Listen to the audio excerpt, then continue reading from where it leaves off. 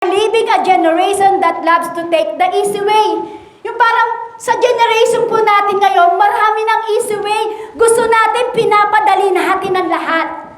Di ba po? Kaya sabi ko nga po kanina, tanungin niyo yung katabi, madali bang sumunod kay Jesus? May sumagot po ba sa katabi niyong meron? Wala po, di ba? Mahirap sumunod kay Jesus. Kaya lang, sa generation po ngayon, sa mundo po nangyayari ngayon, ang mga tao po, diyan na lang po nakabase. Yung parang easy na lang lahat ng bagay. Gusto nila padaliin yung mga bagay-bagay na dito sa mundong ito. Kaya minsan sa ating pagiging Kristiyano ay parang hi lang, yung parang easy lang, di ba? Hi lang, yung parang okay lang, yung parang ganon. Minsan ganon sa pagiging Kristiyano natin. Kung minsan, mapapansin po yung konsepto ng ating pagiging Kristiyano ay malayo po talaga sa biblikal. Uulitin ko po. Kung minsan napapansin po natin ang konsepto ng ating pagiging Kristiyano ay malayo sa biblikal. Paano po ba yun malayo sa biblikal? Sa biblical standard po ng tagasunod ni Kristo, kailangan po talaga tayo ay maging follower po niya. Kaya nga tinatanong ko po kanina, madali po bang sumunod kay Jesus? Hindi po, di ba? Kasi alam niyo po, ang ating pagiging Kristiyano, wala na sa standard ng biblikal. Wala na tayo. Hindi na tayo nagiging standard doon sa mga nakasulat sa Biblia. Kasi nga po, ang generation natin ngayon, ang gusto natin ay easy na lang. Easy way na lang. Gusto natin lahat, pinadadali yon. Kaya ngayong gabing ito, pinapaalalahanan po tayo ng Diyos. Hindi ganong kadaling sumunod sa Lord. Ulitin mo ulit sa iyong katabi, hindi ganong kadaling sumunod sa Lord. Hindi ganong kadaling sumunod sa Lord. Kaya ngayong gabi, pinapaalalahanan tayo ng ating Panginoong Hesus at lahat tayo ay may matutunan at lahat tayo ay tumusok sa puso natin kung ano yung imiminsahe sa atin ng ating Panginoong Hesus sa gabing ito. Kasi, totoo lang po, ngayong gabing ito, sino po yung gustong sumunod sa ating Panginoong Hesus? Amen. Sino po yung magsasabi ditong amen? Taas po ang kamay. Amen? Amen? Yan. Kasi po, kung gusto niyo po maging tagasunod ni Jesus, dapat maging tunay talaga tayong tagasunod ni Jesus. Kasi madaling sabihin Kaya nga po, di ba, easy way, madaling sabihin ng ating mga labi, susunod ako kay Jesus. Pero ang tanong, sino talaga yung gustong maging tunay na tagasunod ni Jesus? Hindi po mukhang labig. Kasi sabi ko nga po sa inyo, ang panahon, ang generation natin ngayon, easy way. Mabilis na. Kumbaga, gustong padaliin. Kaya tayo bilang Kristiyano, mabilis din magbitaw ng salita. Amen, Lord, susunod ako sa iyo. Pero ang tanong sa gabing ito, sino ang tunay na maging tagasunod ni Kristo? Madali po ba? Kahit nga ako, hindi ako makapagtaas Umpisa pa lang, outs na ako. Amen? Umpisa pa lang ako na yung pinatamaan ng Lord. Kasi bakit po? Kahit po kami nagpipreach, hindi po ganun kadaling sumunod sa Lord. Lalo na po ako, may attitude po ako. Aminin ko po, may attitude po ako. Kaya hindi ko sasabihin na ang daling sumunod sa Lord. Napakahirap, pero kailangan nating gawin. Amen? Kasi bakit po? Kasi po dito, we are living a generation that loves to take the easy way. Sa panahon po kasi natin ngayon, gusto natin lahat padalihin, lahat ng bagay. Halimbawa po, di ba? Halimbawa, tayo po ay hirap na mag-exercise. Bibigyan ko po kayo ng example. Di ba? Ang hirap mag-exercise. Sabi ko sa inyo, umpisa pa lang, outs na ako Amen? Kasi ang sipag-sipag kong mag-exercise.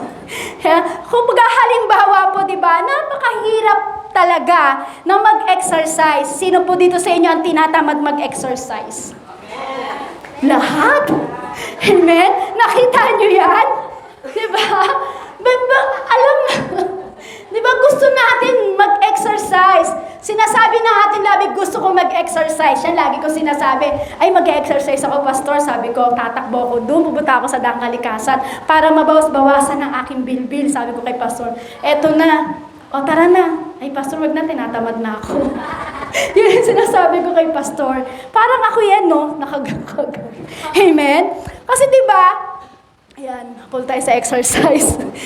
Kasi kung titignan po natin, kung yung halimbawa, Talagang kailangan maging maganda ang mag-exercise. Kaya lang po, tinatamad. Gusto, easy na lang, di ba po? Ang hirap kasi mag-exercise.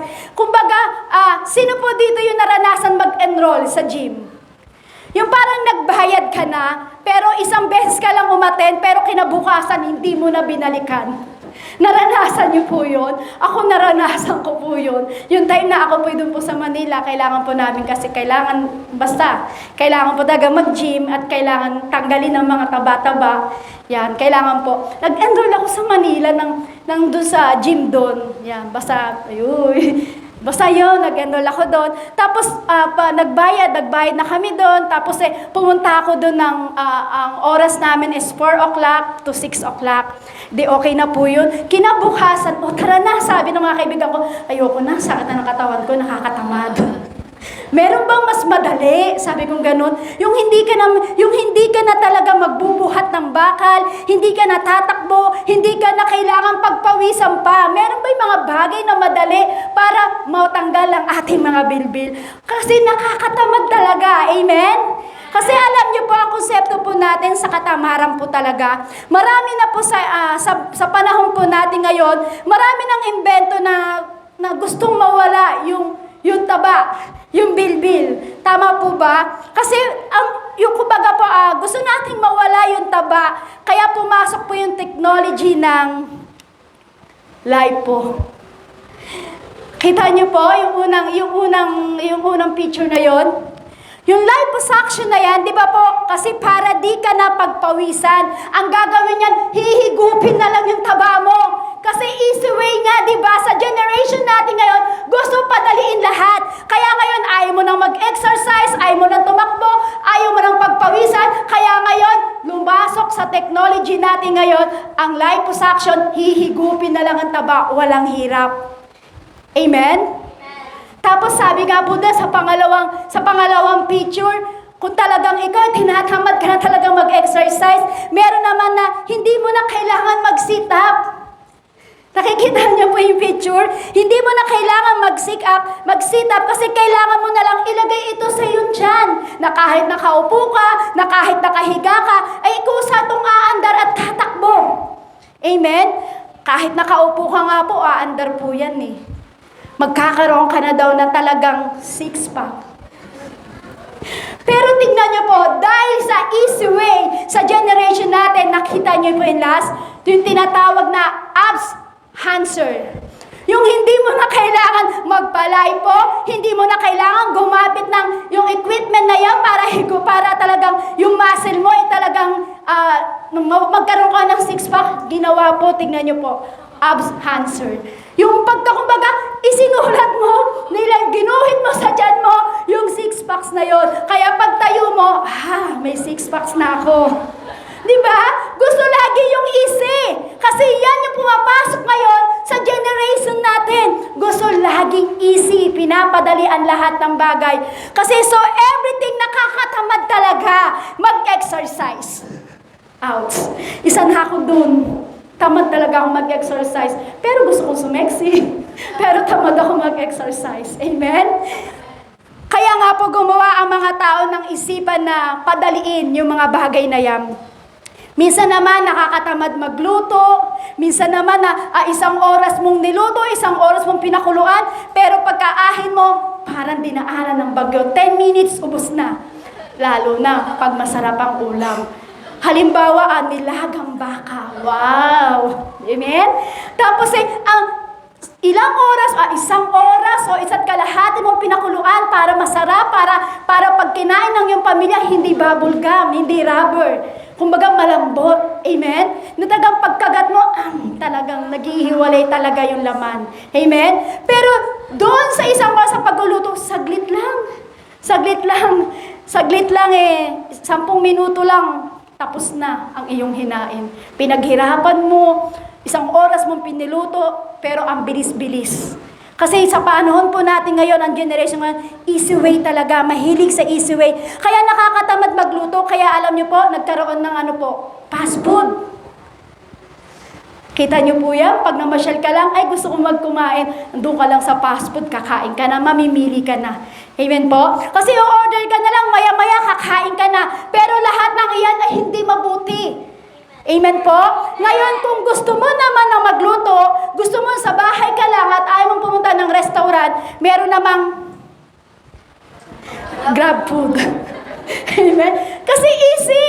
Gusto natin padaliin. Parang ako, minsan kami ni Chess, kapag Mami, gusto mo order na lang, papadeliver kami. Yan. Minsan o-order ka sa Grab food, minsan o-order ka sa Food Panda.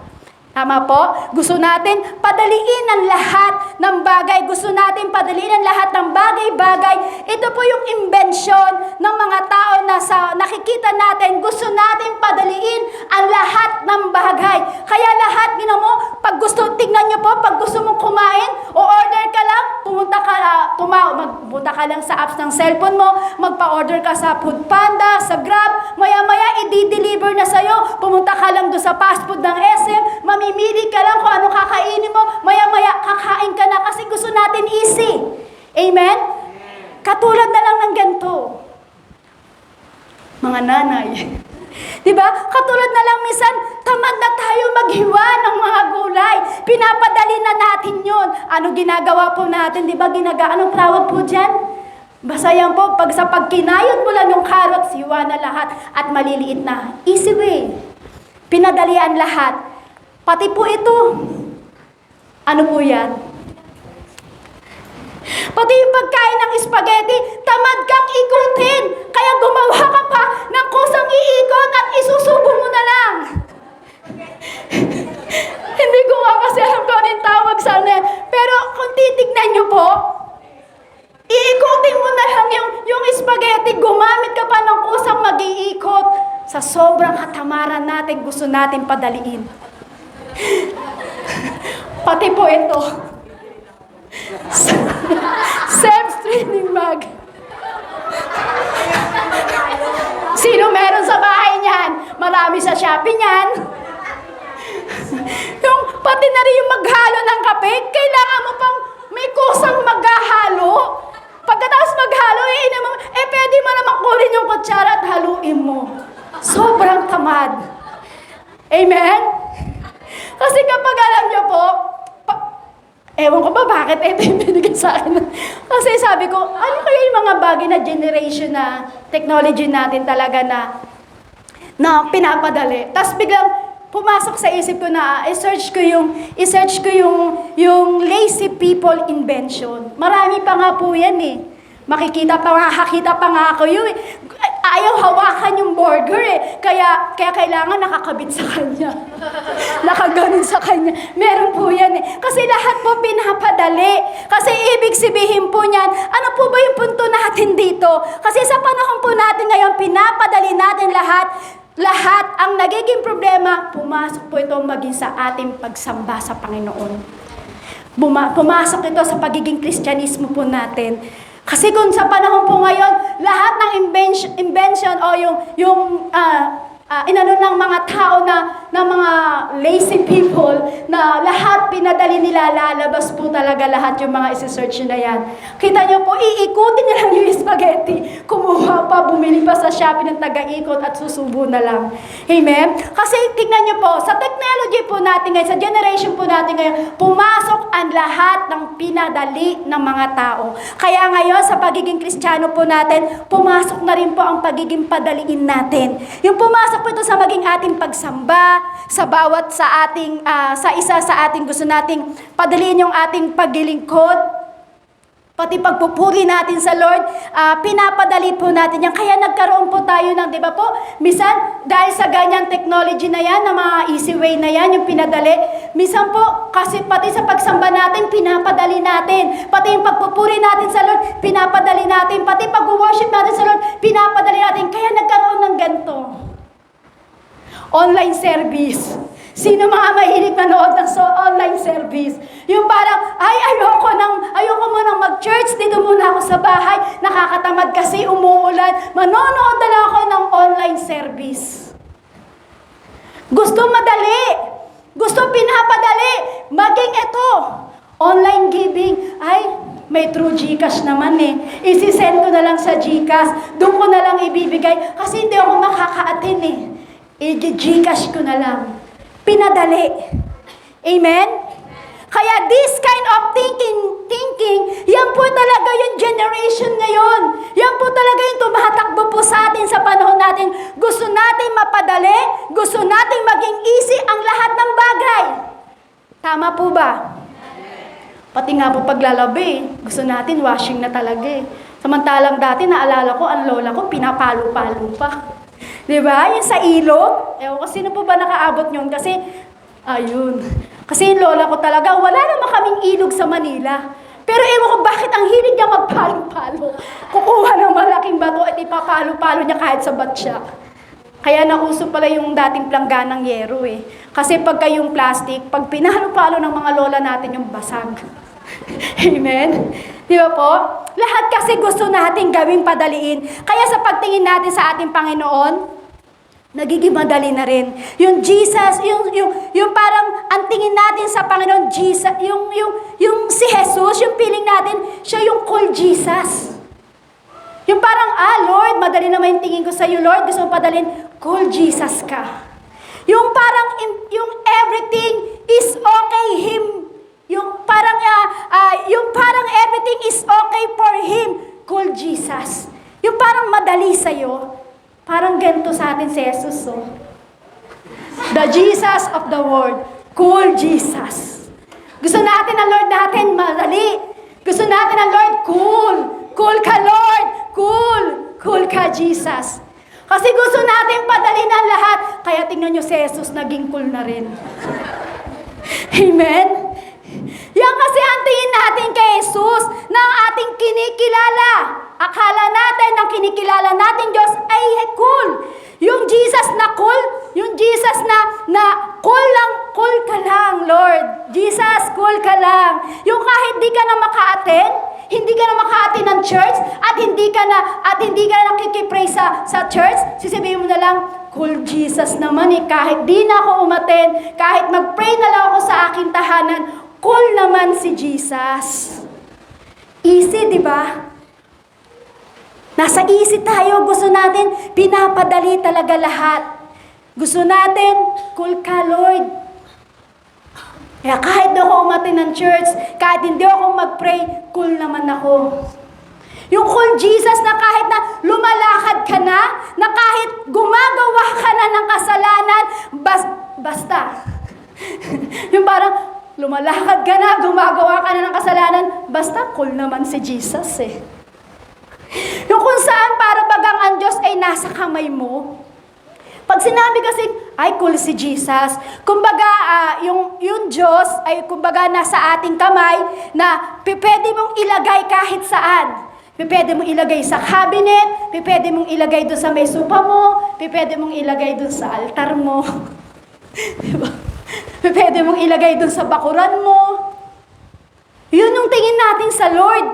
Yun yung tinitingnan natin na yung gusto natin, yung Diyos na to is cool. Na kahit alam mo na itong Diyos na to ay hindi cool at alam mo ang Diyos na to ay totoo, pero dahil gusto natin yung easy way, gusto natin padaliin, kaya yung mga bagay na pagsamba natin sa Panginoon, lahat nagiging easy, lahat nagiging madali. Kaya ang Diyos sa atin, cool ka lang Lord ha. Lord, may gagawin ako, dito ka lang sa isang tabi ha. Lord, meron akong lakad, Lord, dito ka muna sa cabinet ko.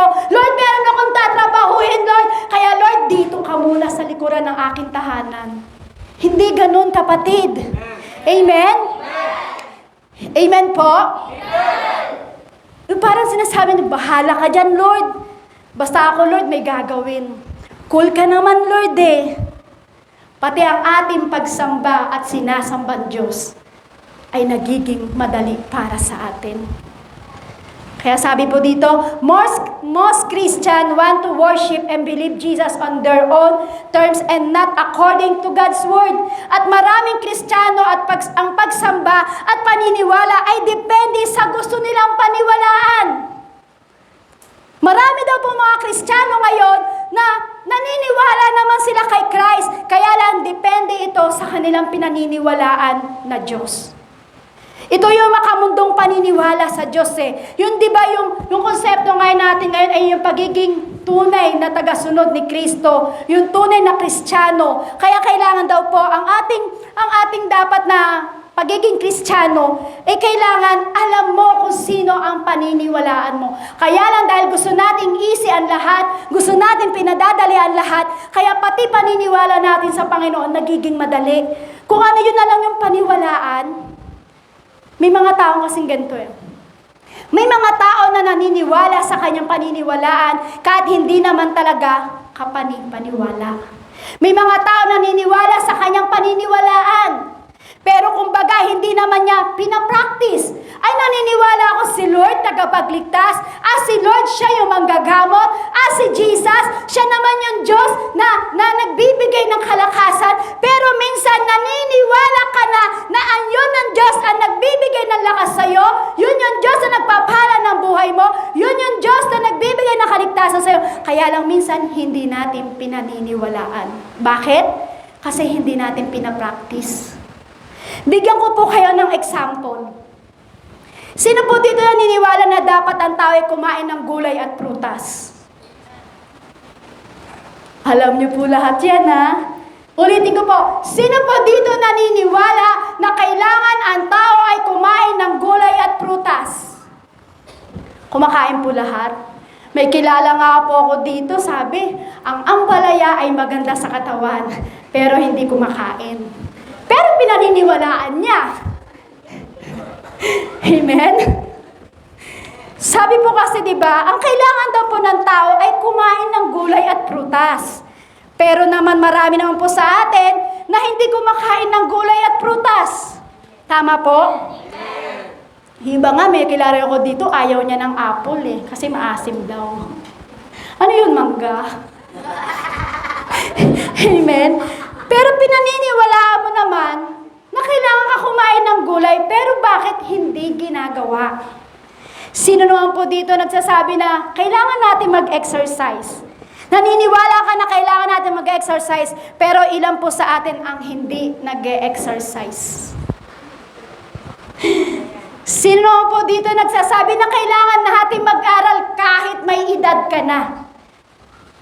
Sabi po dyan, kailangan natin mag-aral, pananiniwalaan natin yung, kahit may edad ka, kailangan mo pa magtapos ng pag-aaral. Meron nga po, di ba, na balitaan 75 years old ba, graduate ng high school, na balita, napanood ka lang sa balita. Naniniwala na kahit may edad ka, kailangan mo pa rin mag-aral at kailangan mo pa rin tapusin ang pag-aaral. Pinaniniwalaan. Pero bakit itong Diyos na ito, kilala natin at dapat natin paniwalaan, pero hindi natin pinaniniwalaan. Bakit? Kasi nandito tayo, delusion. Alam mo dapat natin paniwalaan, pero hindi natin pinaniniwalaan. Naiintindihan niyo po yung ibig ko pong sabihin. Kasi alam mo yung Diyos, kilala mo siya, alam mo tagapagligtas, pinaniniwalaan mo, pero minsan hindi natin pinaniniwalaan. Bakit? Hindi natin pinapractice. Kaya diyan, pag hindi ka daw, ang bagay daw po ba yun, para ka palang nasa delusion. Pinaniniwalaan mo yung isang bagay, pero hindi naman ginagawa. Pinaniniwalaan mo na naman yung isang bagay na totoo, pero hindi mo ginagawa hindi mo ginagawa sa sarili mo. So what the point, sister? Ano yung punto mo, sister? Ano ba yung punto dito? Kasi ganito po yun. Kailangan po kasi maging tama ang paniniwala kung sino ang ating Panginoong Hesus na ating sinasamba. Amen?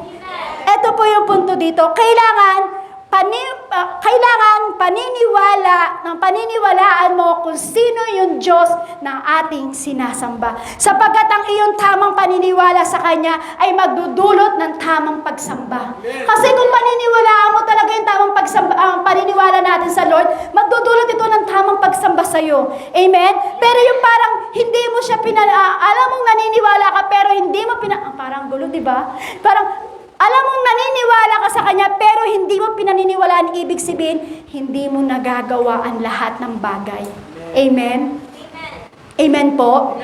Pero alam niyo po, kung ang paniniwala natin sa Panginoon, ito'y nagdudulot po ng tamang pagsamba bilang isang Kristiyano po. Tamang paglilingkod, tamang mga bagay na gagawin mo sa Kanya. Kasi bakit po? Naapektuhan po lahat ng ating ginagawa pag hindi tama ang ating paniniwala sa Panginoon. Yung sa ating pagsamba, sa ating paglilingkod, maapektuhan po yan pag hindi po tama ang ating pagkakilala at paniniwala sa ating Panginoong Hesus. Kasi nasa delusion nga po tayo. Sa ating pagbibigay po, tingnan niyo po ano po ba yung bagay na ating sinusunod sa Kanya? Depende po yan kung paano po natin siya kinikilala. Kasi pwede mo bigyan ng Lord ang tamang paglilingkod Pwede kang magbigay sa Lord ng tamang pagsamba. Kaya lang, paano ba natin ito ginagawa? Kasi minsan hindi natin nagagawa dahil nasa delusion po tayo. Kasi kung kilala mo lang yung Jesus na cool Jesus, kung yun lang po ang pagkakilala mo sa Kanya, na kahit di ka na umaten, okay lang kasi cool naman siya Okay lang kasi cool naman sa akin si Jesus. Ang tingin mo lang sa Kanya ay cool Jesus. Alam niyo po, totoo naman po ang ating Panginoong Hesus ay cool po talaga. Cool naman po talaga. Bakit po? Is loving God, is full of grace of mercy, pero tandaan po natin, siya rin po yung Diyos ng mga Diyos at banal na mga kabanalan. Kaya alam niyo po, ang Diyos dapat natin paniwalaan. Amen? Amen? Kasi siya yung loving God. Siya yung talagang full of mercy. Amen po?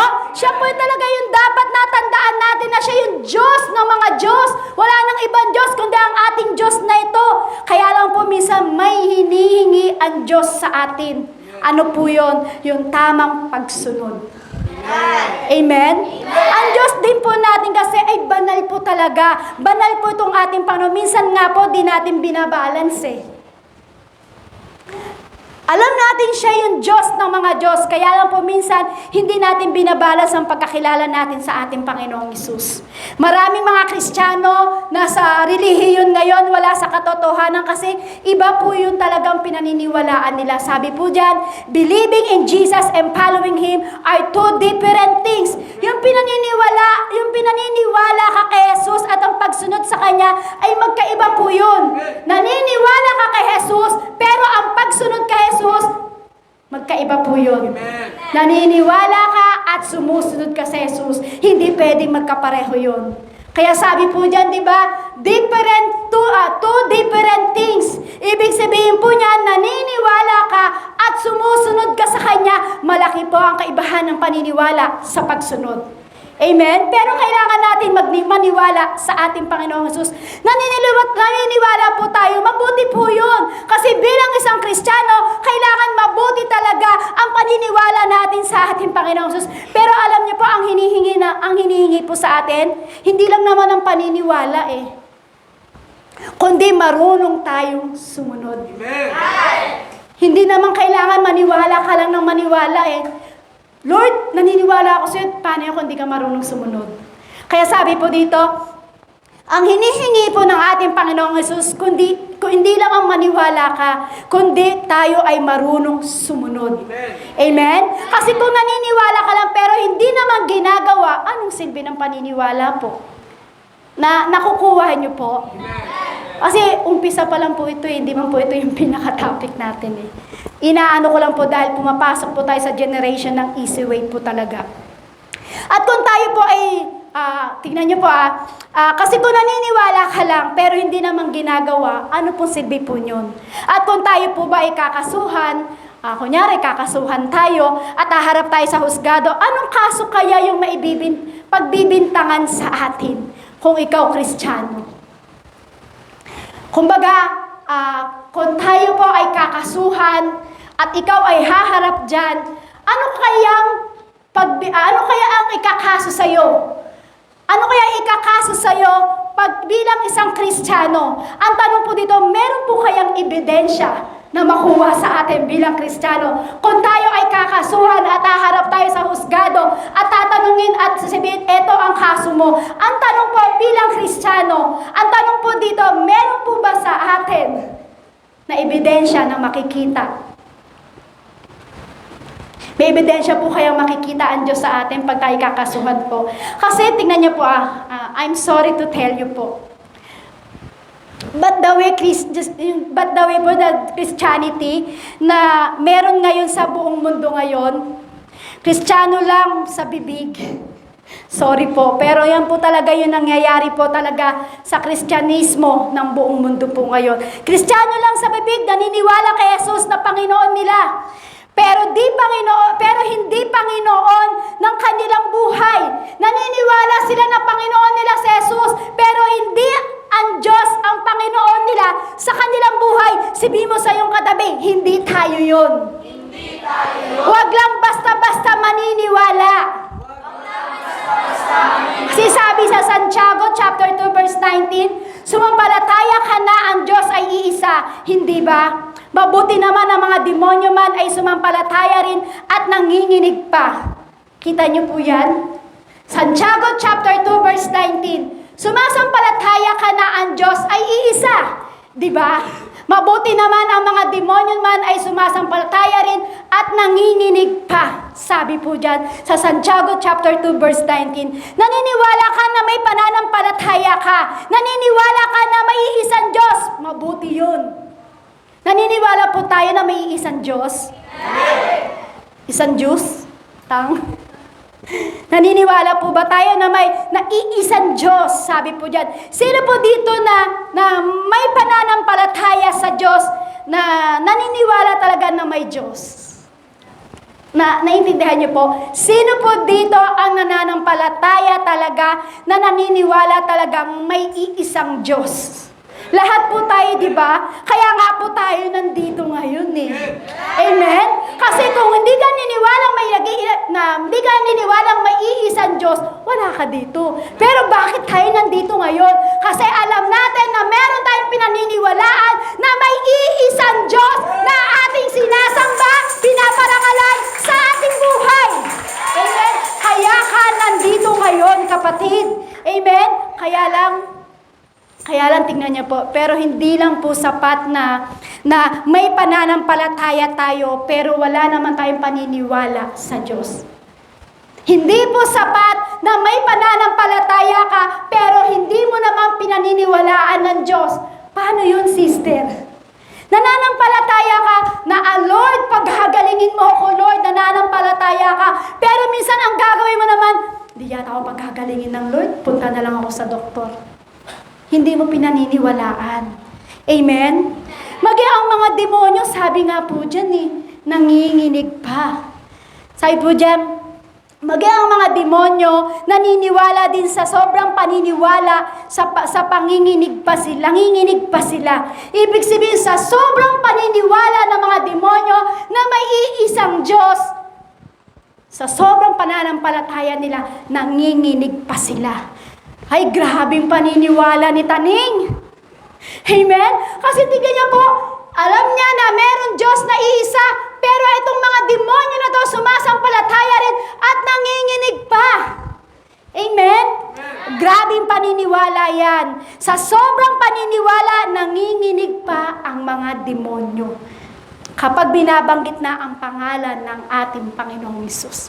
Kasi naniniwala sila ang pangalan ng ating Panginoong Hesus. Once nabanggitin yan, lahat kayang palayain. Kaya itong mga demonyo na to, nanghinginig pa. Tayo nga minsan naniniwala tayo, pero hindi tayo nanginginig. Diba? Nananampalataya ka sa Lord, pero hindi ka pa nanginginig. Alam mo lang, naniniwala ka. Pero sabi dito, maging ang demonyo sumasampalataya rin at nanginginig pa. Sa sobrang paniniwala ni Satanas sa iisang Diyos, nanginginig pa sila. So, di lang sapat na maniwala kasi si Satanas naniniwala din. Kaya sabi ko nga po sa inyo, lagi po namin binabanggit, ang salita ng ating Panginoong Hesus, ang different lang po niya, ang kaibahan lang po niya, gahibla na ng buhok. Kaya kung hindi po natin naaralin ang salita ng Diyos at hindi po tayo makikinig sa salita ng Diyos, malilin lang po tayo. Kasi bakit po? Maging ang demonyo sumasampalataya at nanginginig pa. So bakit po? Hindi lang po sapat na maniwala tayo kasi si Satanas naniniwala din po eh. Kung pagbabasehan po natin ang paniniwala mo, o kung pagbabasehan natin yung paniniwala mo o yung paniniwala ko at yung paniniwala ni Satanas, daig ka pa ni Taning. Sabi po dyan, Huwag lang maniwala na tulad na mayroon kay Taning. Baka daiging ka pa ni Taning sa sobrang paniniwala niya. Kasi sabi po dyan, nanginginig pa. Sumasampalataya pa siya. Kaya lang, sabi po dyan, huwag lang maniwala tulad ng mayroon kay Taning. Kasi naniniwala tayo, pero hindi tayo gumagawa. Sabi po sa Lucas chapter 6 verse 46, bakit ninyo ako tinatawag na Panginoon, Panginoon, ngayong hindi naman ninyo tinutupad ang sinasabi ko? Sabi po dyan sa 2 John chapter 9, ang hindi mananatili sa turo ni Kristo, kundi nagdadagdag dito ay wala sa Kanya ang Diyos. Sino man nananatili sa turo ni Kristo ay nasa Kanya ang Ama at ang Anak. Ano po ba dito? Ang hindi daw po sumusunod sa katuruan po ng ating Panginoong Hesus, ang ibig sabihin po rito, wala tayong paniniwala. Ibig sabihin, hindi ka nananatili, sabi po dyan, hindi ka marunong sumunod sa katuruan ng ating Panginoong Hesus. Ibig sabihin, wala tayong paniniwala. Kasi kung naniniwala ka sa salita ng Diyos, kumbaga kung naniniwala ka lang pero hindi ka sumusunod, ibig sabihin yan, nasa delusion lang tayo. Diba? Ulitin ko po, kasi kung naniniwala ka lang pero hindi ka sumusunod, nasa delusion ka lang, kapatid. Mali ang pagkakilala mo sa Diyos. Naniniwala ka pero hindi ka sumusunod, nasa delusion ka lang. Ang gusto mong Kristo, yung madaling Kristo lang, yung cool Jesus lang, yun lang ang gusto natin, o baka naman nasa fast food kind of Christianity ka. Yung parang gusto mo lang maniwala pero hindi ka sumusunod, baka kapatid, baka nasa fast food kind of Christianity na meron tayo ngayon. Alam niyo po ba yung kapag nakita po natin ito sa ating buhay, yung pag nakita po natin to, yung parang nagiging totoo tayo sa Panginoon natin sa pagiging Kristiyano. Yung kapag nakita mo na, ay naniniwala ako at sumusunod ako sa ating Panginoong Hesus, ibig sabihin niyan, nagiging totoo tayo at ang pagtingin natin sa ating Panginoong Hesus sa ating pagiging Kristiyano. At yung yung parang pag naniwala ka sa salita ng Diyos, yung alam mo siya yung magbabago sa'yo, alam mo siya yung magtutuwid sa'yo, alam mo siya yung magdi-deliver sa'yo, i-deliver ka ng Panginoon, makakalakad ka sa mga bagay na gusto mong gawin, paniwalaan sa Panginoong Hesus. Amen? Kasi alam niyo po ang paglago sa atin, ang pagiging Kristiyano po natin, kasi hindi lang naman sapat po talaga may maging bahagi tayo ng church. Hindi lang po sapat na ikaw ay maging worker. Hindi lang po sapat na ikaw ay kumakanta. Hindi lang sapat na ikaw ay attender. Hindi lang sapat na ikaw ay sumasayaw.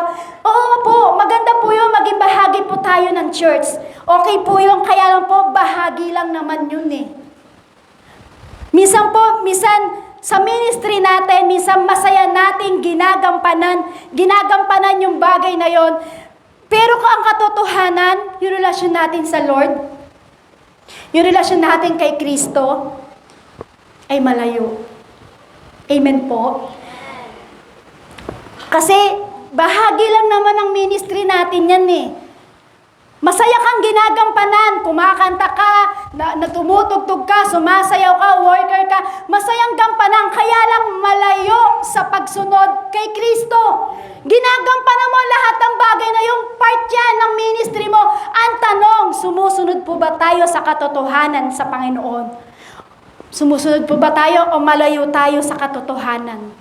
Sabi nga po sa Marcos chapter 8 verse 34, pinalapit na Jesus ang mga tao at ang kanyang mga alagad at sinabi sa kanila, ang sino mang nagnanais sumunod sa akin ay dapat itakwil ang kanyang sarili, pasanin ang kanyang krus at sumunod sa akin.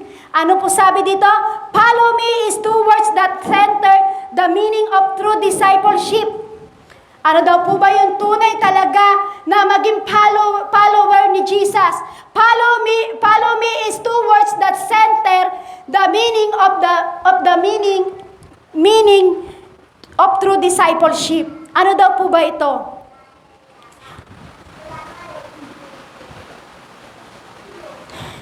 Sabi po dyan, paano daw po ba maging tunay na follower ng ating Panginoon Jesus? Di ba pinag-uusapan po natin na ay maging totoo tayong disipulo ng ating Panginoong Jesus?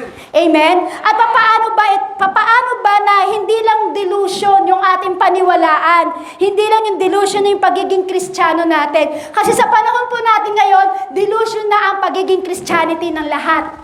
Delusion na yung pagiging Kristiyano ng mga Kristiyano sa buong mundo. Dapat po, hindi lang po delusion. Hindi lang delusion, dapat tagasunod ka ni Kristo. Sabihin mo sa katabi mo, hindi ka lang delusion. Tagasunod ka ni Kristo. Hindi lang sa bibig. Ano sabi ng iyong katabi? Nakukuha niyo po. Kasi nasa delusion lang tayo pero hindi tayo nagiging tagasunod ni Kristo. Kasi nasa bibig lang ang pagsunod natin sa Lord. Kasi maraming Kristiyano na malapit lang sa bibig. Malapit lang sa bibig, pero ang sabi po talaga ng Bible, malapit lang ang kanilang bibig, pero malayo naman ang kanilang puso sa akin. Kita niyo po yun? Sabi po yun sa Biblia. Sabi sa Biblia, malapit lang naman ang bibig nila sa akin Magaling lang naman silang magsalita. Pero ang totoo, ang puso nila ay malayo sa akin, kaya hindi sila makuwang sumunod sa akin. Sabi mo sa iyong katabi, gising. Gising! Gising ka, kapatid. Gising ka! Huwag ka delusion. Amen? Dapat tagasunod ka ni Jesus. Ba't parang di po natin masabi? Kahit po ako, kanina pa po ako talagang out sa Panginoon. Pero kailangan po natin to. Kasi totoo lang po, delusion lang naman po talaga yung nangyayari sa atin Minsan hindi na tayo nagiging tagasunod ni Jesus. Kaya sabihin mo sa katabi mo, gising kapatid. Gising kapatid! Hindi tayo delusion, tagasunod tayo ni Jesus. Hindi tayo delusion, tagasunod tayo ni Jesus. Yung pangalang sa pagbibigkas, hindi na tayo tagasunod ni Jesus. Kasi bakit po? Gising kapatid. Hindi tayo delusion. Tagasunod tayo ni Jesus. Sa palagay niyo po, mabubuhay. Buhay ka kapatid. Amen? Amen? Kasi sa totoo lang po, maraming Kristiyano na malapit lamang sila sa labi, sa bibig lamang, pero malayo naman talaga sa katotohanan. Malayo ang puso nila pagdating sa Lord. Kaya kumbaga po, pumasok sa atin ang maling paniniwala sa tunay na Diyos. Mali yung ating practices. Mali yung paraan ng ating pagsamba. Mali yung paraan ng ating paglilingkod. Meron po yung magsasabi na tama yung paraan niya sa paglilingkod. Meron po ba magsasabi dito na tama yung pagsamba niya sa ating Panginoong Yesus? Mali talaga. Bakit? Kasi ang puso natin ay merong mali. Amen po? Bakit pumasok yung maling pag-iisip na yon? Yung sa delusion na yon? Kasi kasi kilala mo ang Diyos, pero bakit hindi natin pinaniniwalaan? Kaya okay lang kahit hindi ako pumasok sa church. Okay lang kahit hindi ako magsimba. Okay lang kahit hindi ako sumamba. Okay lang kahit hindi ako magbigay sa church. Okay lang kasi ang tingin natin sa Diyos, call Jesus. Walang totoong pagsunod sa Kanya. Kasi kung totoong pagsunod mo sa Lord at hindi ka sa delusion, dapat alam mo ang tamang paglilingkod. Dapat alam mo ang tamang pagsamba sa Panginoon. Bakit? Tagasunod tayo ni Christ. Hindi ka delusion. Amen? Amen po? Kaya lang po, walang totoong pagsunod sa Kanya. Sabihin natin, outs. Sino po dito yung outs? Lahat po tayo, di ba? Outs. Di ko nga alam kung itutuloy ko pa. Gusto ko ng baba. Hindi, joke lang po. Kasi habang lumalayo tayo, palalim ng palalim. Amen? Amen po? Yan. Ibig sabihin po, walang totoong pagsunod sa Kanya.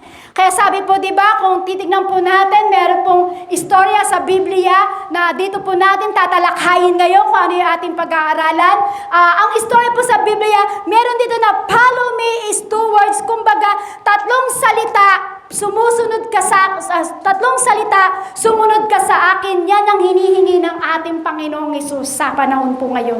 At maging sa oras nito, yan ang hinihingi ng Diyos sa atin ngayon. May kwento po kasi sa Bible po na kung maaalala niyo po, di ba? May nagsabi kay Jesus na talagang nangyari po ito sa panahon ng ating Panginoon, di ba? May nagsabi po dito na, Lord, gusto ko pong sumunod. Pero tingnan niyo po, dito makikita natin yung tatlong klase ng gustong sumunod sa Panginoong Yesus. Baka makita natin ang ating sarili kung saan tayo dito. Sabi po dito, the cost of discipleship. Ano po ba ang hinihingi ng Diyos? Ano po ba ang hinihingi? Ang hinihingi po ng ating Panginoon ay tunay na maging discipleship ng ating Panginoong Yesus. Sino po dito gusto maging totoong tagasunod ni Kristo? Lahat po tayo? Amen. Kaya ka nga nandito kasi gusto mong maging tunay na tagasunod ni Kristo. Pero bakit parang tayo, bakit pa tayong tinatawag na Kristiyano kung hindi naman tayo marunong sumunod sa Lord? Bakit kailangan pa tayong tawagin ng Panginoon kung hindi naman talaga tayo marunong sumunod sa Kanya? Baka nandun lang tayo sa we want to easy Jesus. Baka nandun ka lang dun sa cool Jesus. Kasi alam mo na tinatawag ka ng Lord pero minsan hindi tayo sumusunod. Yung cool Jesus, yung Diyos na kaya mong kontrolin, baka nandun lang tayo mga kapatid. Magkaiba ang dalawang bagay na yun. Sabi nga po, umpisahan po natin yung ating pag-aaralan. Sabi po sa Lucas chapter 9 verse 57 to 62, samantalang sila'y naglalakad, may isang lalaking lumapit at nagsabi kay Jesus, susunod po ako sa inyo kahit saan kayo pumunta. Sumagot si Jesus, may lungga ang asong gubat at may pugad ng mga ibon, ngunit ang anak ng tao wala man lang mapaghingahan. At sinabi naman niya sa isa, sumunod ka sa akin, ngunit sumagot ito, Panginoon, hayaan lang po muna ninyong maipalibing ko ang aking ama. Sinabi ni Jesus sa kanya, hayaan mo na ang mga patay ang maglibing sa kanilang mga patay, ngunit humayo ka at ipahayag mo ang kaharian ng Diyos. May iisa namang nagsabi sa kanya, susunod po ako sa inyo, Panginoon, ngunit hayaan ninyong mapagpaalam muna ako sa aking pamilya. At sa ganito naman ang tugon ni Jesus, sino mang nagsimulang mag-araro, ngunit panay ang lingon ay hindi karapat-dapat sa kaharian ng Diyos. Sa kaharian ng Diyos. Ito po yung tatlong klase na gustong sumunod sa Panginoon. Diba? Yung binasa po natin, ito po yung tatlong klase na gustong sumunod sa Panginoon. Baka sakali makita natin kung nasaan ba tayo sa tatlong ito. Ito yung kung baga tatanungin ko po kayo, sino po talaga yung totoong gustong sumunod sa ating Panginoong Hesus? Kasi yan lagi yung gustong inuulit ng Lord. Sino ba talaga yung totoong gustong sumunod sa Lord? Wala na. Wala nang nagtaas. Amen? Alam niyo po, huwag po kayo maiinip sa ating pinag-aaralan. Kasi seryoso po talaga yung ating pinag-aaralan. Hindi ko po kailangan magpatawa, hindi ko po kailangan maging kengkoy dito. Ang kailangan natin, aralin natin mabuti kung ano ang mensahe ng Lord. Kasi sabi sa binasa po natin, gustong sumunod. Kaya sa tatlong klaseng nagsabi na gustong sumunod, nasaan kaya dito tayo sa mundong ito? Nasaan kaya tayo sa tatlong ito na gustong sumunod sa ating Panginoong Hesus? Kasi tingnan niyo po kasi kung titingnan po natin, walang ibang pinakamasarap sa buhay po natin, kundi yung sumunod tayo sa buhay natin sa Diyos. Walang pinakamasarap sa buhay mo, walang iba kundi ang sumunod sa ating Panginoong Hesus na buhay na alam mo, pinaniniwalaan mo na siya ang tunay na Diyos. Amen? Yun yung pinakamasarap sa buhay natin. Yun talagang sumusunod ka sa ating Panginoong Hesus. Kaya lang po, sabi ko nga po, gusto nating sumunod, kaya lang maraming mga kontra. Amen? Amen? Yan po talaga yung kailangan nating mangyari sa ating buhay, kundi ang sumunod sa ating Panginoong Hesus. Wala pong kailanman, sino po yung sumunod sa Lord? Kailanman walang nalugi. Walang tao na sumunod kay Jesucristo na ibinigay ang kanyang buhay ay nalugi. Sinasabi po ng Lord, pag binigay mo ang buhay mo sa akin, anak, hindi ka lugi. Yun yung sinabi ni Pablo. Sabi niya, hindi ka lugi pag ibinigay mo ang buhay mo kay Jesucristo. Hindi ka lugi pag sumunod ka kay Jesucristo. Amen? Yan yung laging isinisigaw ni Pablo. Sabi ni Pablo dyan, mga kapatid, kapag ikaw ay sumunod sa Lord, ibinigay mo ang buhay mo sa Diyos, hindi ka lugi. Sabihin mo sa iyong katabi, kapatid, hindi ka lugi. Kapatid, hindi ka lugi. Bakit?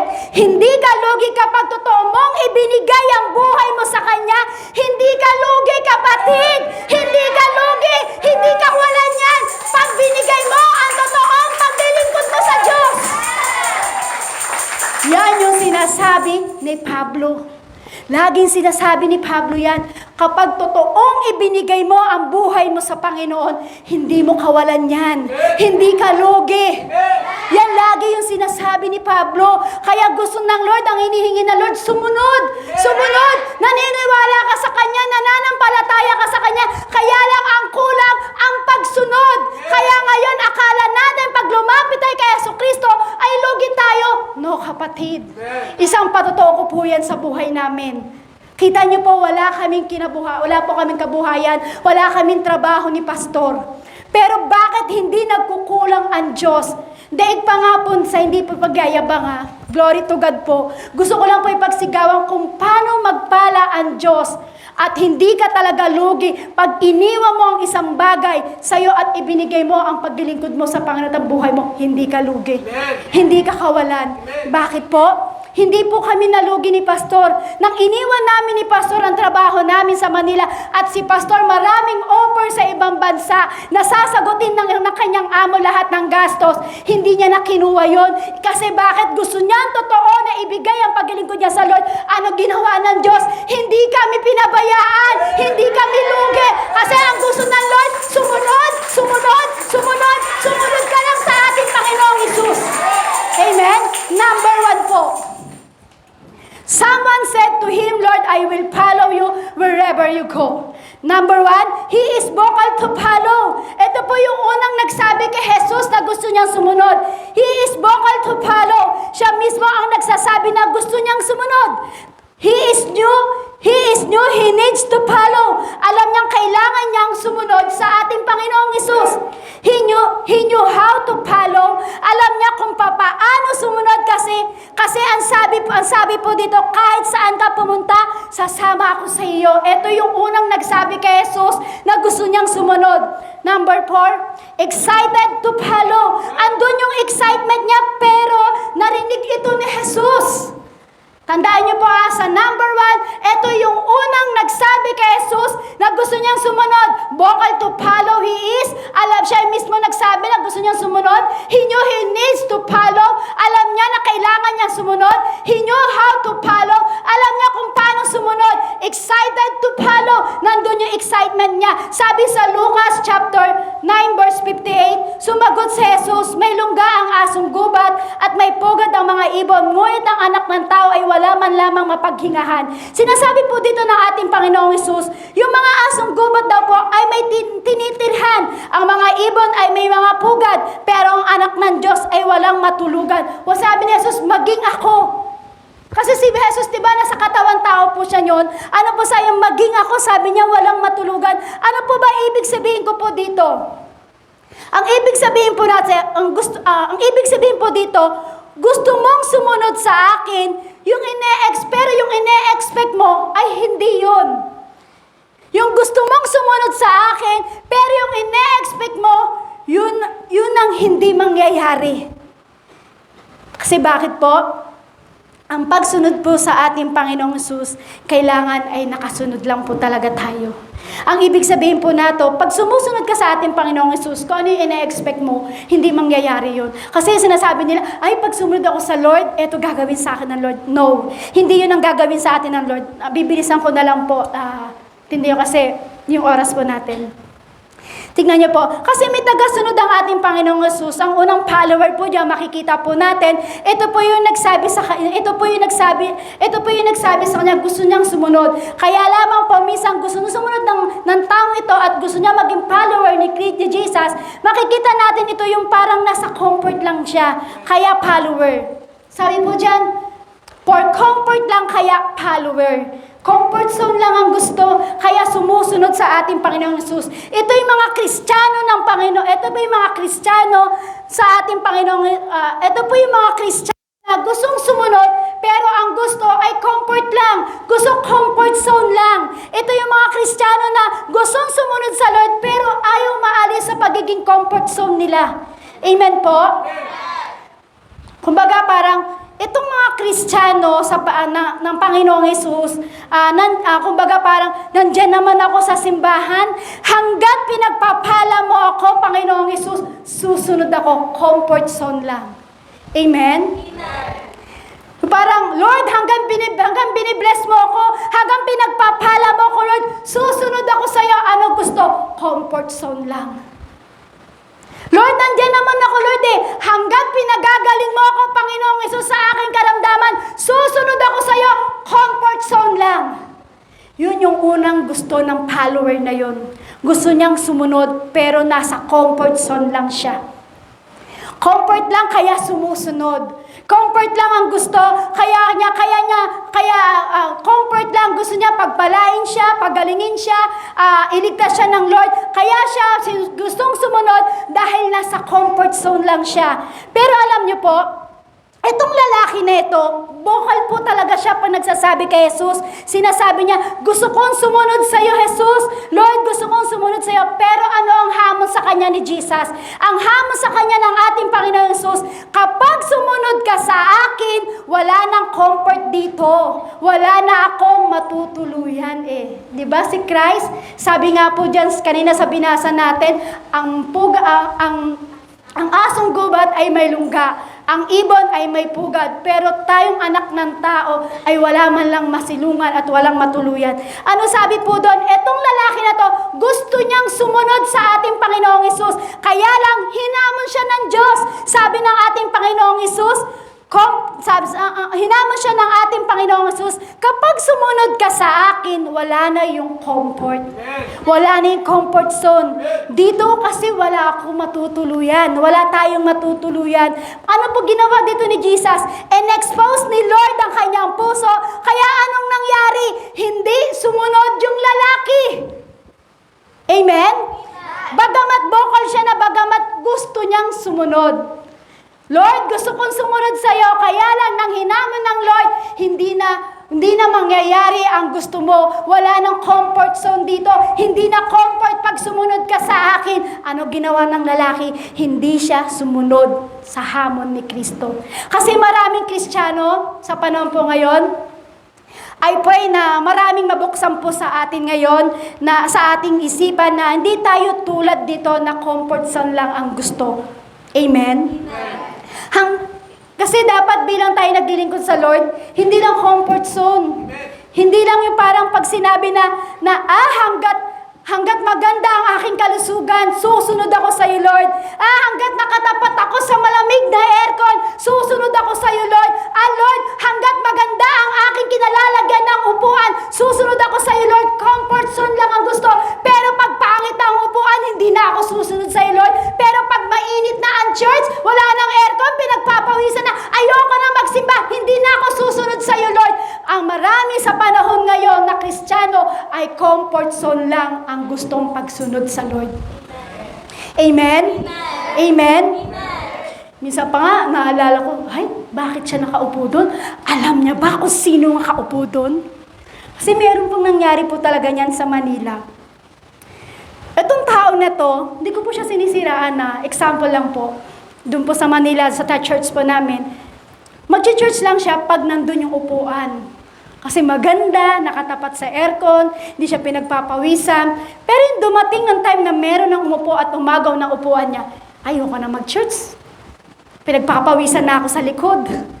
Pero dito nga, baliktad eh, gusto lahat sa likod. Ayaw sa harap. Amen? Amen? Gusto niyo lahat yata pagpawisan. Amen? Ayan po, sige, yan po tayo. Sa comfort zone po tayo. Kumbaga, nandiyan ka lang pagka gusto mo lang sumunod sa Lord dahil nasa comfort zone ka lang. Alam niyo po ba, ang pagsunod po sa ating Panginoong Hesus, dapat nandun lang tayo sa level na kailangan nagpapagal.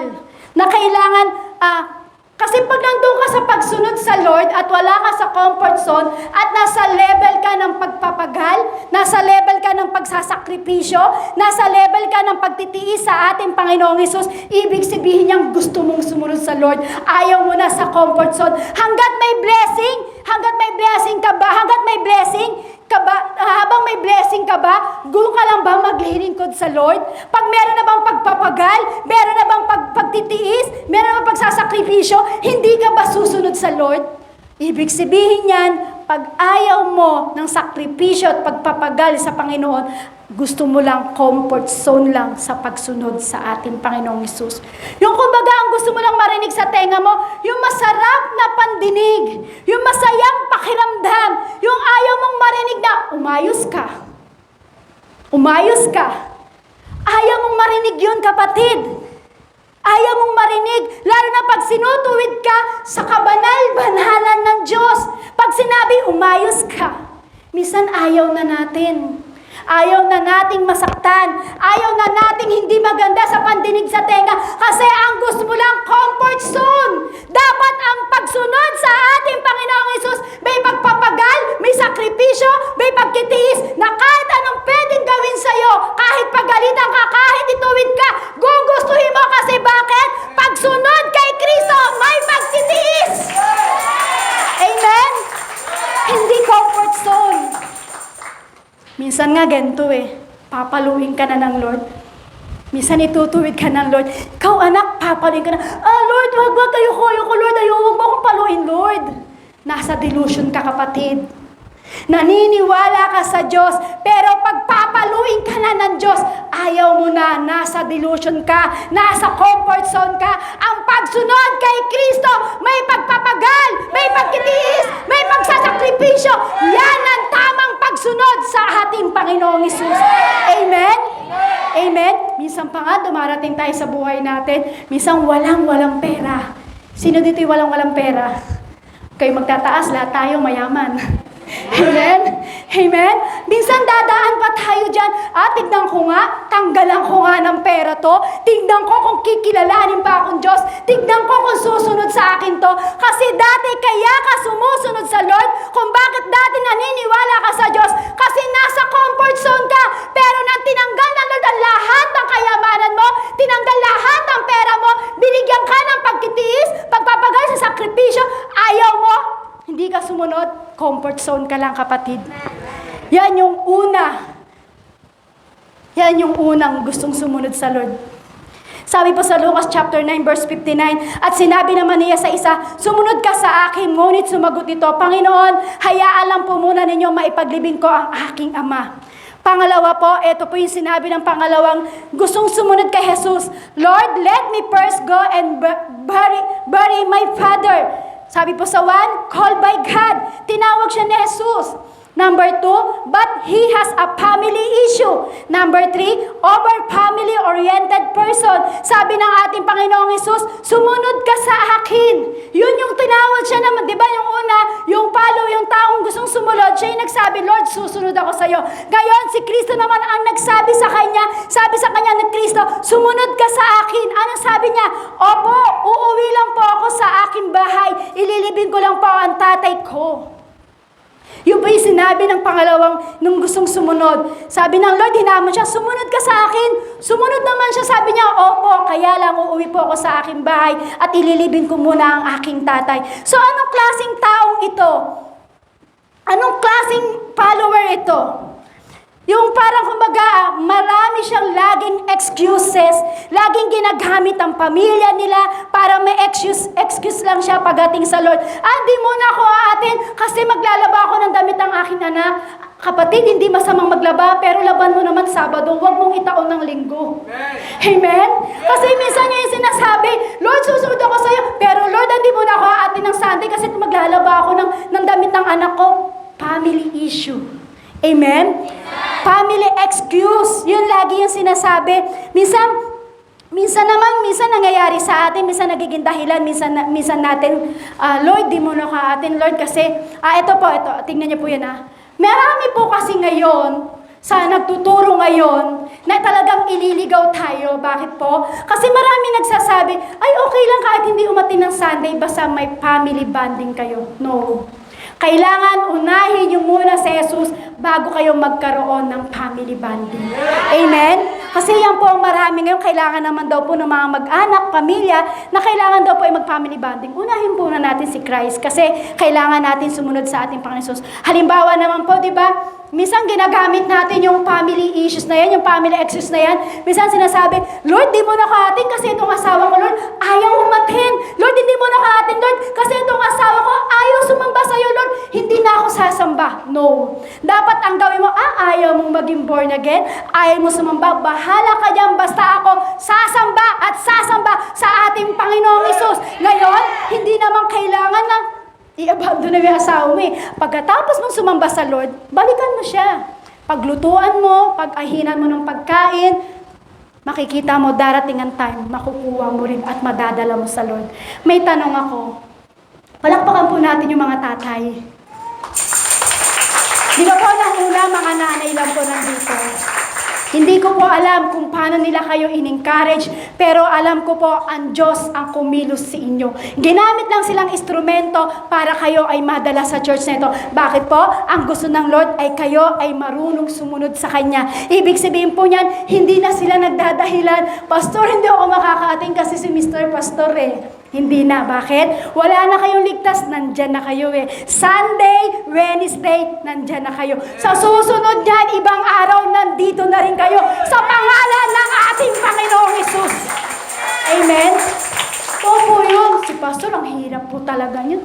Pag pinapating ko po talaga dun dati sa church po namin sa Manila, ang ginagawa talaga ni Pastor dati yun, aating po yan. Pero pagdating ng praise and worship, hinahanap ko kung nasan na. Wala na, umalis na. Pag uwi namin, pagkatapos ng service, wala pa rin. Pag uwi namin ng bahay, nasa bahay na siya. Amen? Dapat po, kailangan pag sumusunod tayo sa Lord, hindi ito ang maging dahilan natin, hindi ang ating mga pamilya. Kasi bakit po? Merong mismong hinihingi ang Lord sa atin. Mateo chapter 10 verse 37, ang umiibig sa kanyang ama o ina ng higit sa akin ay hindi karapat-dapat sa akin. Ang umiibig sa kanyang anak ng higit sa akin ay hindi karapat-dapat sa akin. Kaya sabihin mo sa iyong katabi, hindi madali. May hinihingi kasi ang Panginoon eh. Amen? Kasi pag may hiningi ang Lord, hindi ganun kadali. Yes, inutos ng Lord na mahalin natin ang ating asawa. Kaya nga mahal natin yung asawa. Kaya nga natin sila dinadala sa church para makilala nila ang Lord at makuha nila ang kaligtasan. Yes, inutos ng Lord, mahalin natin ang ating anak. Kaya nga minamahal po natin yung anak natin. Pinagsisilbihan po natin. Kaya lang po dapat, inutos ng Lord, mahalin mo, maging honor your parents. Pero sabi ng Lord, walang mas hihigit na pagmamahal pagdating sa Diyos. Amen? Amen? Kasi hindi naman ibig sabihin na iwanan mo yung asawa mo eh. Hindi man ibig sabihin na iwanan mo yung anak mo eh. Hindi po yun. Ang gusto ng Lord, sumunod tayo sa Kanya. Amen? Hindi masamang magmahal. Hindi masamang mahalin mo ang asawa mo. Hindi masamang mahalin mo ang anak mo. Ang hindi lang po dapat, yung hindi tayo nakukontrol ng pamilya natin para maglingkod sa Lord. Amen? Hindi tayo dapat makontrol. Kasi minsan, merong mga bagay na, wag ka munang hatin na. Halimbawa, mga kapatid, mga kabataan, pag sinabi ni nanay, wag ka munang mag-church kasi hindi ka sumusunod, kailangan wag ka nang mag-church. No. Kahit sinasabi ni nanay na huwag ka nang mag-church ka pa rin. Bakit? Gusto mo maging totoong tagasunod ni Kristo. At ngayon, pagkatapos mo mag-church, tsaka mo balikan si nanay, kung ano yung inuutos na sa'yo, gawin mo. Amen? Amen? Minsan naman sinasabi ng mga nanay, minsan ganito Sabi po kasi sabi po minsan ganito naman. Minsan ganito po ang sinasabi, ikaw, napapakinabangan ka sa church, ang sipag-sipag mo sa church, pero pagdating sa tahanan, ang tamad-tamad mo. Kahit yun ang binibintang sa'yo ng nanay mo, wag na wag kang papayag na hindi ka maglingkod sa Lord. Sumunod ka pa rin sa Panginoon. Amen? Amen? Amen po?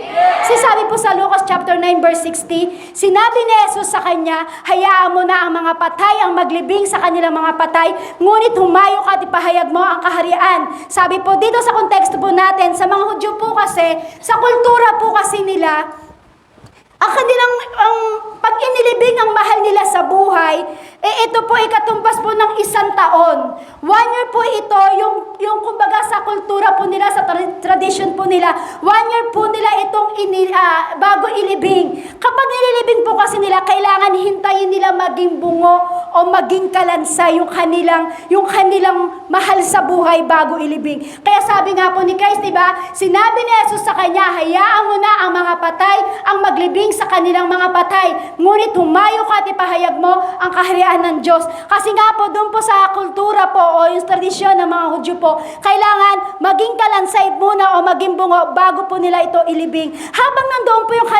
kanilang bangkay po na yon, binabantayan po nila yun, sinisilip nila sa loob ng 1 taon kung magiging kalansay ba o magiging bungo ba. Kasi kailangan po nila yon. Bagamat nakalibing na, pero kailangan pa rin nilang tignan kung ito ba ay kalansay na. Ano po ibig sabihin nito? Itong pangalawang lalaking gustong sumunod sa Lord. Ang hinihingi niya sa Panginoon, 1 taon niya, ang hinihingi niya sa Panginoon, katulad ng yung patay na yon na 1 taon na lang hinihintay, ang hinihingi ng lalaking ito, alam niyo po ba, 1 taon na hindi siya sumunod sa Diyos. Yan po yung meaning po ng sinasabi po sa Lucas chapter 9 verse 60 po. Kumbaga, 1 taon nilang hinintay, ang ibig sabihin po ito, 1 taon po hinihingi ng lalaki, Lord, 1 taon muna ako, Lord, na hindi susunod sa'yo kasi kailangan ko muna ilibing ang aking tatay. Yun po yung sinasabi. Sa kabilang banda po, ano po ba yung sa kabilang komentaryo po dito?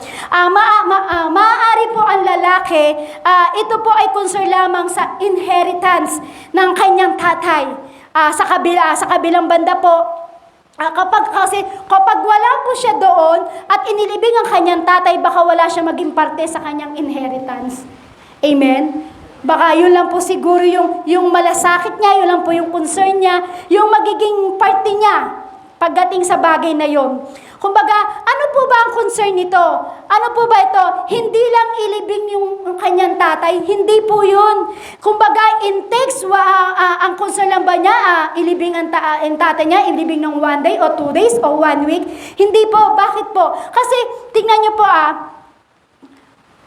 kasi tingnan po, kapag ang Panginoon, kapag po ang lalaking ito ay umuwi po doon at parang sinasabi po doon, ang hinihingi niya lang po sa ating Panginoon ay 1 year na hindi sumunod sa Panginoon. Akala niya concern lang siya na ilibing ang kanyang tatay na isang araw, 2 araw o isang linggo. Pero alam niyo po ba, kung pinayagan po ito ng ating Panginoong Hesus, kung pinayagan po ito ng ating Lord, 1 taon siyang hindi makakasunod sa Lord. Grabe naman, Lord. Masyado naman, Lord. Ililibing ko lang ang tatay ko, Lord. Di mo ako pinayagan. Lord, ililibing ko lang yung patay namin. Di mo ako pinayagan. Kasi alam niyo po, kung hinayaan po ito ng ating Panginoong Hesus, magiging patay siya. Kasi ang concern niya sa patay, hindi sa buhay. More concerned on dead things than life. Pampatay lang yung kanyang pagsunod. Pampatay lang yung kanyang follower. Kasi ano ito, yung tagasunod ng ating Panginoong Hesus, dapat sa buhay susunod, sa buhay sumusunod. Hindi pampatay ang mga bagay na walang buhay. Hindi ka susunod sa mga bagay na pampatay. Dapat susunod ka sa mayroong kinalaman sa buhay. Amen? Ano po ang ginawa ano po yung ginagawa po ng lalaking to? Alam niyo po ba yung ginalawa po ng lalaking to? Concern lang naman siya sa patay hindi pang buhay. Nag-aaksel lang po tayo ng panahon. Nag-aaksel lang po tayo ng panahon sa mga patay na walang kinalaman sa buhay. Ano po yung sinabi kong patay? Sabi po dito, kung titingnan po natin yung cellphone, pampatay yan. Walang kinalaman sa buhay yan. Yung gaming, yung paglalaro mo sa cellphone, hindi pambuhay yan, pampatay yan. Ibig sabihin, concern ka sa pampatay, hindi ka concern sa may buhay. Sabi ng ating Panginoong Hesus, hayaan mo ang patay sa mga kapwa-patay. Amen? Kaya ano sabi ng Lord dito, punta ka doon, mangaral ka ng salita ng Diyos. Pero anong ginawa ng lalaki na ito? Mas concern siya sa patay. Mas concern siya sa mga bagay sa patay. Hindi siya concern sa mga bagay na merong kinalaman sa buhay. Ayan po yung gusto po ng Lord isi-shortcut ko na lang po kasi yung oras po natin, talagang mahaba po talaga itong topic na to. Kung titignan po talaga natin, itong pangalawa to, gusto niyang sumunod. Kaya lang, gusto niyang sumunod pero ang concern niya sa pampatay lang. Gusto niyang sumunod pero sa mga bagay na walang kinalaman sa buhay. Dapat pag gusto mong sumunod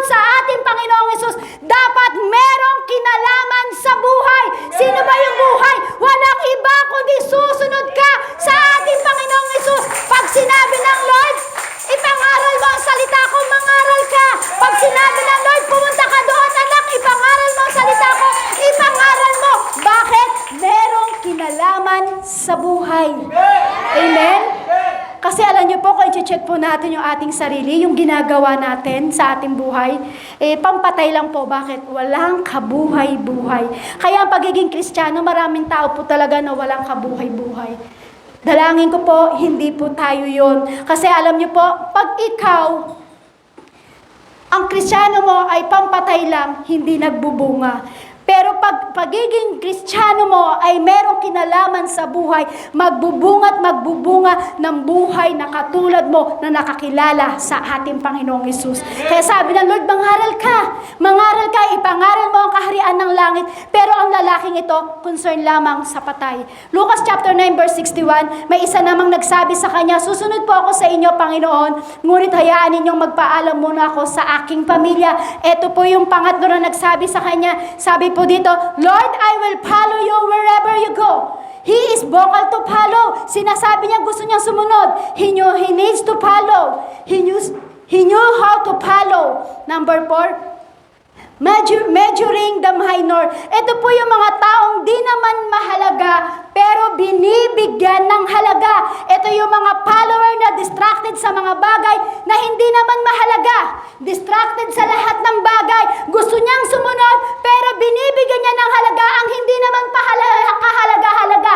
Kaya bakit? Distracted follower. Gusto naman sumunod, kaya lang distracted.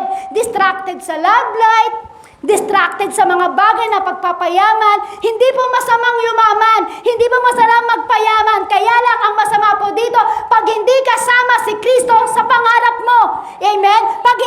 Paglabas si Kristo sa pagpapayaman mo, hindi po talaga tayo magiging totoong tagasunod ni Jesus. Amen? Amen po. Hindi po masamang magpayaman at hindi po masamang mangarap. Kailangan po natin yung. Kaya lang gusto ng Lord, kailangan hindi tayo distracted follower. Kailangan marunong tayong sumunod pagdating sa Panginoon kasi kung kasama natin ang kaharian po ng ating Panginoong Hesus, makakamit po natin yung tunay na pangarap natin sa Lord. Amen po? O kumbaga po pag yumaman ka dito sa mundo at makamit mo yung kayamanan, makamit mo ang buong pangarap mo, anong saysay po yun? Wala rin po. Kung labas ang ating Panginoong Hesus, wala rin pong kabuluhan ang lahat ng pagpapagal mo kung labas si Kristo sa pangarap mo. What does it really means to follow Jesus?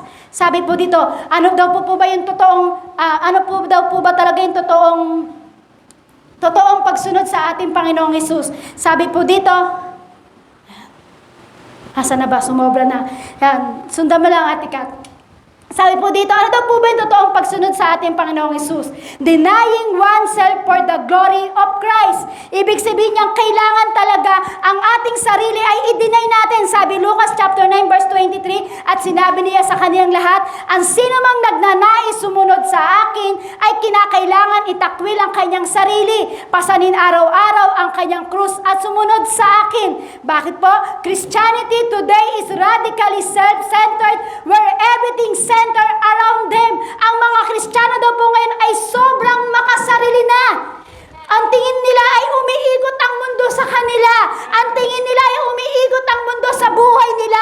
Ngayon, ang pagtalikod sa sarili, sabi po ng Diyos, bilang isang Kristiyano dapat tumatalikod na tayo. Bilang isang Kristiyano, dapat ipinapasa na natin ang ating krus. Sabi po dito, from human perspective, this means losing our identity. However, in God's eyes, this means finding out who we really are. Sabi po dito. Kasi losing identity po natin, identity natin yung iba, kapag sumusobra na yung pagsunod nila, o yung pagiging Kristiyano nila, minsan, sobra na yung paglilingkod nila, minsan kumbaga nakakalimutan na nila yung identity nila. Pero ang katotohanan sa salita ng Diyos, kapag kinalimutan mo ang sarili mo, makikita mo ang Diyos ay totoo sa buhay mo. Yan ang totoong sumusunod kay Kristo, idinidinay at kinakalimutan ang sarili. Ibig sabihin niyan, totoong buhay kang sumusunod sa Jesus. In God's eyes, this means finding out who we really are. Gusto po ng Lord, kalimutan mo at i-deny mo ang sarili mo. Ang tunay na identity ng tao po, yung tunay na identity na sumusunod sa Lord, gusto niyo pong malaman yon? Kasi alam niyo po, ang totoong identity po na sumusunod sa Lord, yung makita mo talaga yung sarili mo na hinahanap mo at talagang talagang hinahanap mo ang Diyos at gusto mong sumunod, alam niyo po, ang totoong identity na kay Kristo, yun na kay Kristo siya. Amen? Yung totoong identity ng isang Kristiyano, dapat makita sa iyo ng totoong identity na kailangan na kay Kristo ka, na sumusunod ka talaga sa ating Panginoong Hesus. Gusto mong makita yung tunay na identity ng isang Kristiyano, yung na kay Kristo ang tagumpay, na kay Kristo ang ating identity. Amen? Makikita mo ang sarili mo na kay Kristo. Makikita mo ang sarili mo na kay Kristo. Yan ang tunay na identity ng isang Kristiyano na sumusunod kay Jesus. Yung kinalimutan mo na ang sarili mo. Hindi umiikot ang mundo sa iyo, kapatid. Bakit? Jesus is the head of the body of church. Siya talaga yung head ng ating body. Kaya wag mong iisipin na ikaw ay magaling. Ikaw yung parang kaya mo. Hindi. Ang tunay na identity ng isang tao, yun na kay Kristo na ang pamumuhay mo.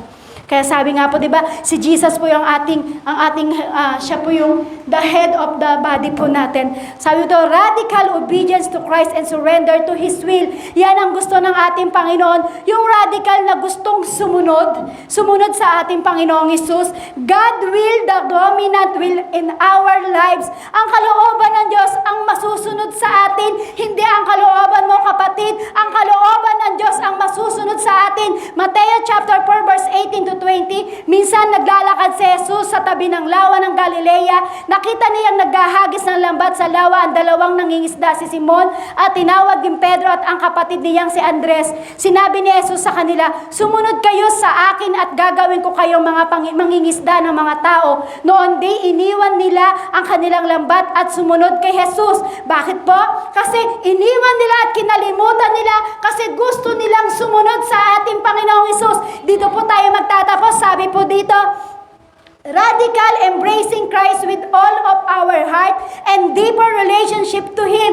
Yan po yung tunay na magkaroon tayo ng malalim na relasyon sa ating Panginoong Hesus. Bakit? In-embrace mo kasi si Kristo eh. Once na in-embrace mo si Kristo, meron kang malalim na relasyon pagdating sa ating Panginoong Hesus.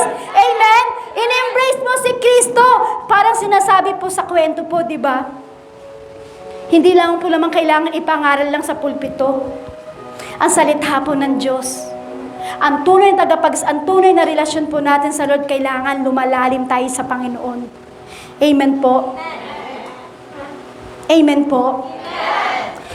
Hindi siya alamat. Hindi lang alamat ang Diyos. Hindi siya yung parang Diyos ng mga Diyos lamang. Siya yung hari ng mga hari sa langit. Walang ibang mas higit na pangalan na ibinigay sa atin, kundi ang pangalan ng ating Panginoong Hesus. So ano po ang hinihingi po sa atin ng Lord dito? May hinihingi si Kristo. Ano po ang hinihingi po ng Lord dito? Ibigay mo ang totoong buhay mo sa paglilingkod sa Panginoon. Uulitin ko po, ano ang hinihingi ng Lord sa gabing ito? Pinapaalalahanan tayo ng Lord. Pinapalalahanan tayo, ang gusto ng Lord, ang hinihingi ng ating Panginoong Hesus, ang ibigay mo ang totoong pagsunod mo sa ating Panginoong Hesus. Yung totoong paglilingkod, yan ang hinihingi sa atin ng ating Panginoong Hesus. Kapatid, may hinihingi ang Lord sa atin. Inaanyayahan ko po kayong tumayo sa presensya po ng ating Panginoong Hesus. Dalangin ko po sa gabing ito.